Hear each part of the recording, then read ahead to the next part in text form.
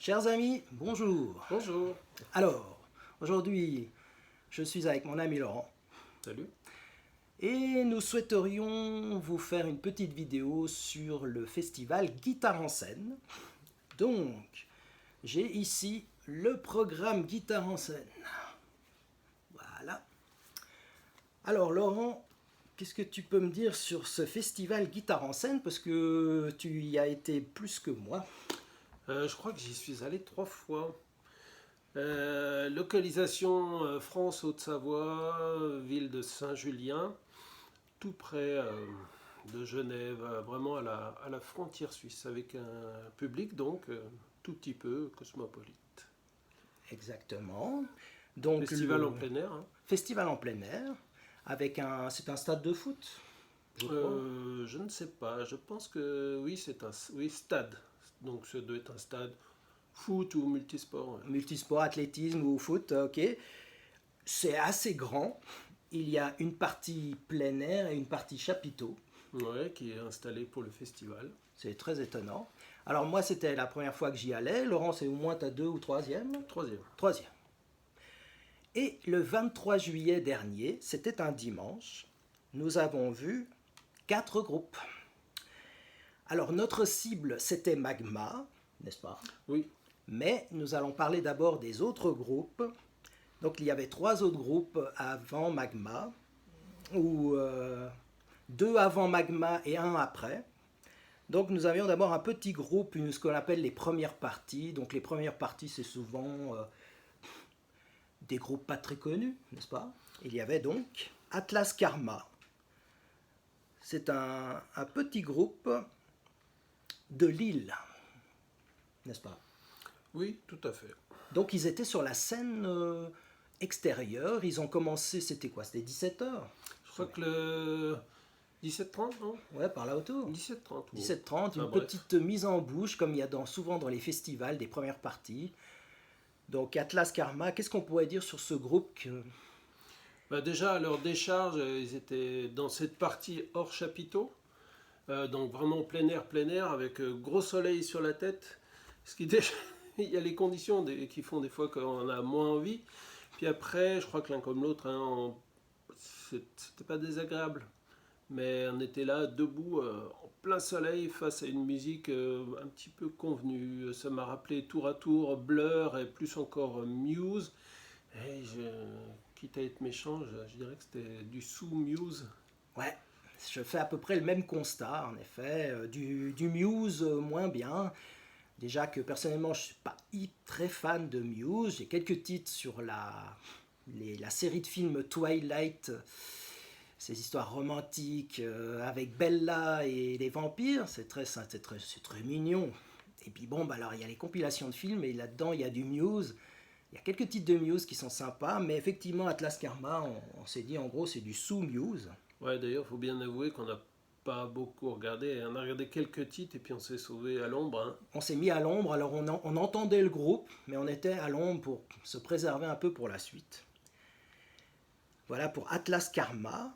Bon, ceci dit, on leur souhaite bonne chance quand même. Ensuite, nous avions un groupe beaucoup plus dans les seniors et les vieux routards. C'était Wishbone Ash. Ouais, pratiquement les seigneurs. Alors, qu'est-ce qu'on pourrait dire de Wishbone Ash qu'ils ont joué à 18h15, aussi sur la scène de l'extérieur. Alors là, ça nous a un peu plus capté. Même scène, bah déjà, il y a un nuage, là c'est tout bête, mais il y a un nuage qui est passé devant le soleil et on cuisait beaucoup moins. T'es déjà beaucoup plus apte à écouter. Et puis tu l'as dit, je me rappelle, c'est pas le même niveau. Ouais, c'était Ouais. déjà un cran dessus, hein. C'était bien au-dessus. On voit que les mecs, ça fait depuis les années 70, donc en gros depuis une cinquantaine d'années qui travaillaient leur style. Alors ils sont classés dans une sorte de progressif rock. On va dire que la thématique commune, en gros, c'était le progressif rock, même si Atlas Karma, pour moi, ça n'en était pas. Pour toi non plus, on est d'accord? Oh, pas du tout. Pas du tout, voilà. Les 3 autres, ça se discute. Bon, Wishbone Ash, je sais pas, ça m'a fait penser un peu à Status Quo en plus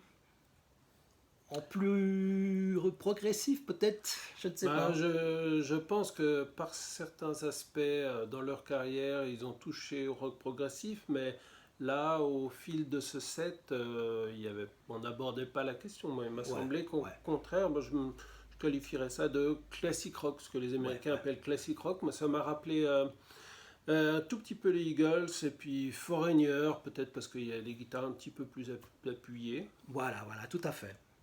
Foreigner, un excellent groupe, j'ai un ou deux albums. Peut-être moins accessible que Foreigner, je dirais, peut-être, je ne sais pas, moins immédiatement accessible. Mais ça restait une musique quand même. Ouais, bah moi j'ai trouvé que c'était une musique très facile d'accès. Ouais. Alors peut-être moins accessible dans le sens où ils n'ont pas d'aussi gros tubes que Foreigner, mais c'est quand même très facile d'accès, très mélodique. Le son tout au cours du festival était bon, peut-être avec le problème du volume sur le dernier groupe, on en reparlera. Mais là, le son était excellent, c'était plaisant, bon enfant, facile d'écoute, même quand on...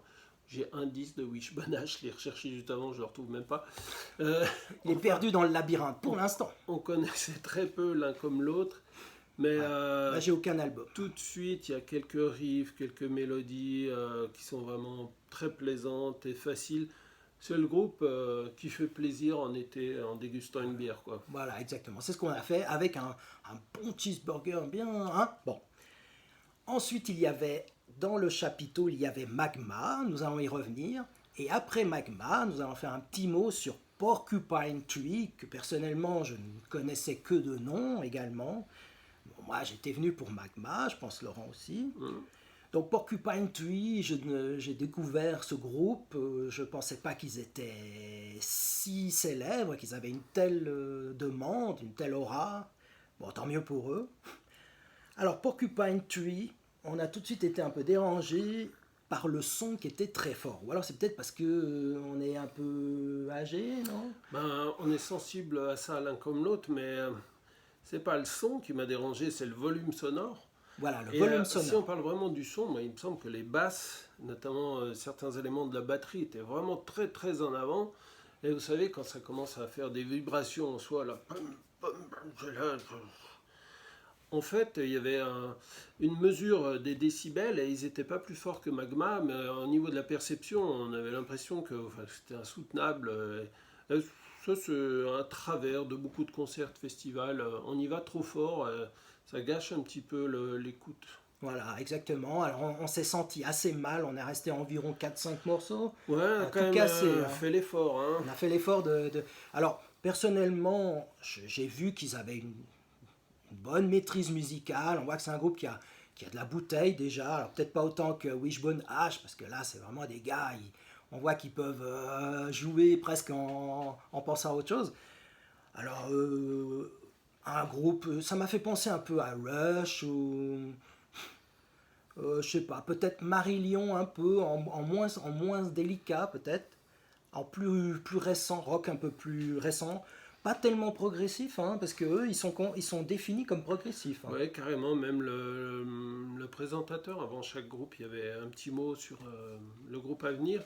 Pour lui, il a dit, la place Vendôme du prog. Ouais, alors là, on est très sceptique. Pour moi, c'est du rock sophistiqué, un peu rêveur, pas exactement du prog. Ça m'a évoqué d'autres groupes du style. L'autre jour, on a parlé de Transatlantique avec un petit côté metal hard rock. Voilà, Transatlantique. Ou bien The Flower Kings. Voilà, Flower Kings. Les groupes de la scène prog actuelle, très actuelle, mais est-ce qu'ils en font vraiment? Ouais, alors effectivement, pour Transatlantique, personnellement, j'ai écouté un de leurs récents albums. Alors, bien sûr, grande maîtrise musicale. Ouais. Je dirais pas des virtuoses comme Yes ou Genesis ou des groupes comme ça, mais quand même grande maîtrise musicale. On voit que les gars ils connaissent bien leurs instruments, mais est-ce qu'ils font vraiment du progressif? Je ne sais pas. J'ai aussi un doute. Porcupine Tree, c'était surtout une espèce de rock un peu assez direct finalement. Il y a quand même, les morceaux sont quand même assez longs, il y a des développements, il y avait une projection de vidéo à l'arrière. Oui. On sentait qu'ils voulaient installer un climat introspectif. Propice au rêve, onirique peut-être, mais avec quand même beaucoup de passages où on y va directement à la guitare pour essayer de trouver un refrain accrocheur. Je suis presque méchant là, alors que je n'ai pas trouvé ça mal, hein, mais d'une part, ça ne me passionnait pas, d'autre part, le volume trop fort. Moi, je n'ai pas été convaincu, on n'est pas resté jusqu'au bout. Ouais, on est parti, voilà.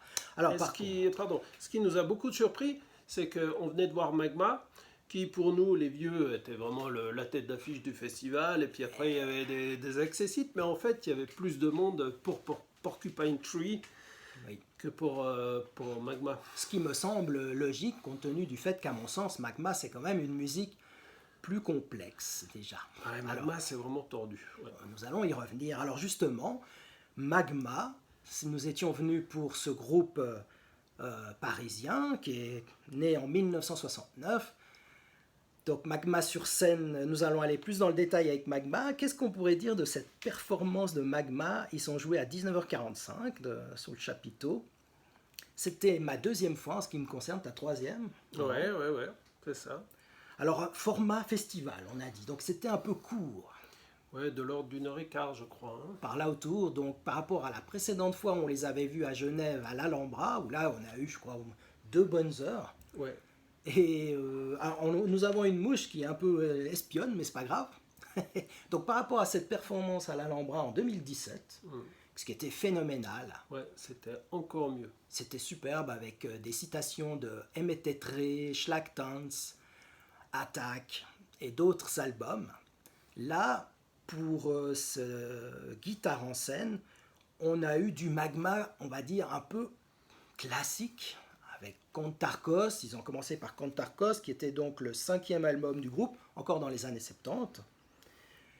Et au milieu, il y a eu un morceau que je n'ai pas identifié, personnellement. Moi non plus. Bon, on a eu quelques solos de l'ami Christian Vander. Et puis on a eu ce long morceau qui est assez connu dans la discographie, c'est le fameux Mécanique Destructive Commando. D'ailleurs, on va vous montrer un vinyle. Ouais, qui est le 3e album. L'album phare de leur discographie. Et puis, c'est les 50 ans de cet album, si bien qu'ils vont faire un concert spécial à Paris, je ne sais plus où, Bataclan peut-être. Oui, ou l'Olympia. Non. Ouais, je ne sais plus. Enfin, à Paris, un spécial... spécial Mécanique Destructive Commando. Alors c'est du Zeul. Si vous cherchez la signification, la cherchez pas trop quand même. Alors, personnellement, moi je ne reconnais pas ce terme, mais nous allons y revenir. Voici le 3e album. Je dis des blagues, c'est du cobaye, hein, la langue. Oui, mais effectivement, il y a des gens qui décrivent la musique de Magma comme du Zeul. Et le style musical serait du Zeul, c'est-à-dire qu'ils aiment bien inventer. Ils inventent une langue, et puis pour leur style, ils inventent un nom de style. Pochette ouvrante. Pochette ouvrante, 3e album. 73, 50e anniversaire. C'est l'édition d'origine, ou c'est l'original, ou de cette période-là. Voilà. Ça a été réédité. Ça a été réédité de nombreuses fois, comme le premier album que nous allons montrer aussi. Alors Magma, c'est un groupe qui est né en 1969. Christian Vander en est le leader. Il a 75 ans aujourd'hui, 75 pour les publics francophones. D'une grande discographie, une vingtaine d'albums studio, sans parler des lives. De nombreux lives ont été réédités. Voici le premier album qui est sorti en 1970 chez Philips. Il y a eu une période Philips avec Magma, double album, hein, très connu. Ça a vraiment lancé le groupe. Et on retrouve plus ou moins leur logo, hein, cette espèce de symbole ou de cymbale. Oui. Qu'ils avaient d'ailleurs projeté à l'arrière de la scène en très grand format. Ils faisaient varier un peu les couleurs. Ça posait le truc, c'était chouette. Ouais, ça c'était vraiment cool. Ouais. Donc en 1970, le premier album de Magma sort chez Philips et effectivement, cet album a fait grand bruit. On va dire une musique, moi j'appelle ça du progressive rock. C'est vraiment, disons, un grand ensemble progressive rock. C'est une espèce de galaxie avec tout un tas de ramifications, bien évidemment. Pour moi, Magma s'inscrit là-dedans, c'est-à-dire une musique qui développe des thèmes, une musique très avant-gardiste.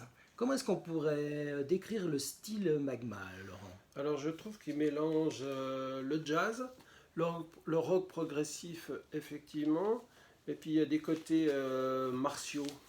C'est très puissant Magma, et c'est de l'avant-garde. C'est très avant-garde. Alors à l'époque où je les ai découverts en amateur de rock progressif, forcément on finit par tomber sur Magma. Obligé. Et pour moi c'était du prog, du rock prog. Et puis en réécoutant bien, au fil du temps, je les trouve plus proches d'un jazz d'avant-garde que vraiment... Jazz moderne alors. Bah, moderne, 70s quoi. Ok. Plutôt que, ouais, plus proche du jazz d'avant-garde que du prog. D'ailleurs, lorsque Christian Vander nous conte ses influences, il parle pas tellement de rock progressif. Non, il parle de John Coltrane et du jazz, du début du jazz moderne avec des pointures, effectivement, comme John Coltrane, Miles Davis et des tas d'autres. Donc lui, il est modeste, il dit que c'est ça son influence, mais quand même, moi je trouve qu'en ayant écouté ces artistes que je viens de citer, je pense que Vander quand même il s'en est bien éloigné, il a fait vraiment sa sauce, son œuvre. Ouais, c'est un groupe très original. Et puis, dans ses influences, ses passions, il parle du classique contemporain aussi. Exactement. Alors, De Stockhausen, Schnittke, ce genre de groupe, ce genre de compositeur, effectivement. Berio peut-être. Alors, la musique de Magma, effectivement, c'est très original. Ils ont inventé un langage à eux, Vander, qui est un personnage. Alors, quand on le voit dans les années 70, on dirait vraiment quelqu'un qui descend de la planète, la Lune, en tout cas. Avec ses cheveux longs et ses yeux il avait des yeux très charismatiques, comme ça, comme deux amandes, si vous voulez. Donc, un personnage en soi très charismatique, un peu Babakou Lippi dans le look, mais pas du tout dans la musique. Hein, qu'est-ce que t'en dis? ah ouais, non, non, on est loin de ça, c'est une musique à part. Et puis, il est très investi, passionné. Lui-même dit que bon, le seul truc qu'il voulait faire, qu'il pouvait faire, c'était de la musique. Sa femme, Stella Vander, qui compte parmi les choristes aujourd'hui, le confirme. Lui, c'est musique. Du matin au soir, il réfléchit toujours à quel va être le nouveau morceau, comment il pourrait améliorer celui-ci. Et quand il joue, on le sent, hein, il est vraiment investi. Voilà. Souvent, il a des côtés un peu mystiques comme ça. Il joue en regardant avec ses gros yeux qui regardent en l'air comme ça. Et puis, Limite possédé. on a le gros logo de Magma derrière la scène. Ça fait presque un peu secte. Presque, effectivement. Presque. Puisque Sauf qu'il n'y a pas d'idéologie, ni voilà, ce n'est que de la musique 100%. Voilà, 100% musique, il n'y a pas de spoliation ou De messages subliminaux. voilà, de théologie New Age douteuse ou quoi que ce soit. Non, non, C'est la justement, pure ouais. musique. Ouais. Alors, le cobayen, c'est un langage qu'ils ont créé. La musique a été créée, le langage. Personnellement, moi, je n'y attache pas tellement d'importance. Ils auraient pu chanter en français, en anglais, en cobayen. Bon, pourquoi pas. Ça ajoute un peu au côté unique de leur musique. Donc, personnellement, moi, je dirais une musique progressive, une musique envoûtante, pulsatique, comme ça, organique, viscérale et martiale. Voilà pour le côté, pour essayer de décrire cette musique de Magma. Alors, Magma a engrammé de très nombreux musiciens de haut vol. Alors, il y en a eu des tas, il y a eu Klaus Baskis, enfin, des musiciens de haut niveau, d'exception, excellents bassistes, guitaristes, etc. Et des choristes aussi, bien sûr. Donc, Stella Vander, c'est l'épouse de Christian. Ouais. Alors, ce qui est étonnant avec Stella, c'est qu'elle a commencé dans les années 60, comme je te le racontais l'autre jour, pendant le festival, dans les yéyés. Et nous avions une jeune fille toute de genre 16-17 ans, avec les cheveux très courts à la garçonne, qui nous faisait du yéyé. Si vous tapez Stella tout court, vous pouvez voir des scopitones de l'époque. Je crois que déjà à l'époque, quand même, elle faisait plutôt des caricatures des chansons yéyé que elle n'était pas vraiment dans le truc. Elle n'était pas dans le truc, à ton avis? Ah ouais, je pense qu'elle était déjà un peu dans l'ironie et qu'elle cherchait autre chose qu'elle a trouvé chez Magma. Elle a trouvé avec Vander. Alors ces deux-là se sont trouvés, ils sont mariés, ils sont toujours ensemble. Voilà, Vander a 75 ans. Donc il y a eu de nombreux albums, une bonne vingtaine. Nous allons montrer le deuxième album, 1001 degrés centigrades. Ouais, une réédition cette fois-ci. Très belle pochette. Allez, tiens, j'enlève le plastique. a été moult fois réédité. Ouais, donc là c'est une réédition très standard chez Back to Black. Back Back to Black. Back to Black. Ouais. Back to Black. Parce qu'il y en a une autre, c'est Vinyl quelque chose. Music on Vinyl. Music on Vinyl, voilà, merci. Ouais. Alors, il y a un peu des... Comment on peut appeler ça, des labels? Oui. Ou des labels qui font des rééditions. D'ailleurs, on a parlé de High Roller Records aussi. Mais ça, c'est dans le métal. Oui, là, tu digresses. Je digresse. Tu digresses, oui, pardon. Un sublime album que j'adore, avec une très belle pochette. Ouais, beaucoup plus récent. Aimé Tétré. C'est un double ou un triple? Je crois que c'est le double. Un double. Ouais.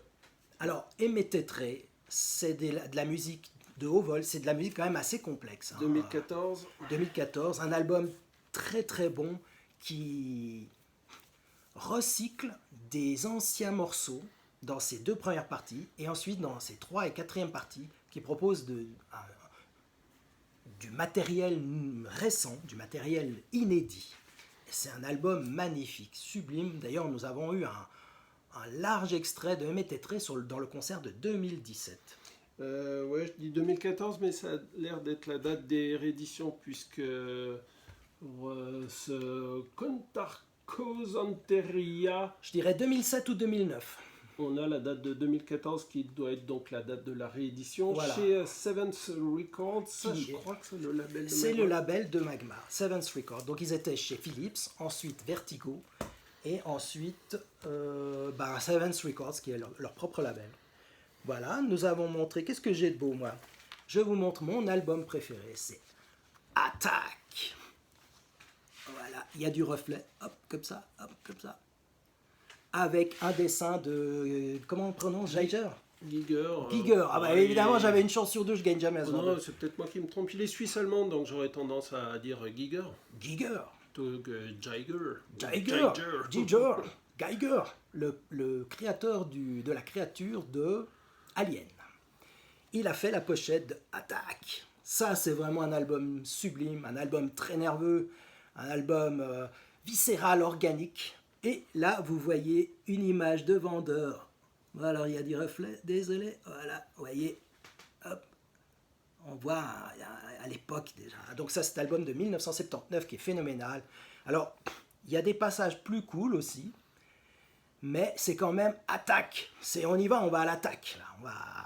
Un album nerveux, un album viscéral, organique, c'est phénoménal.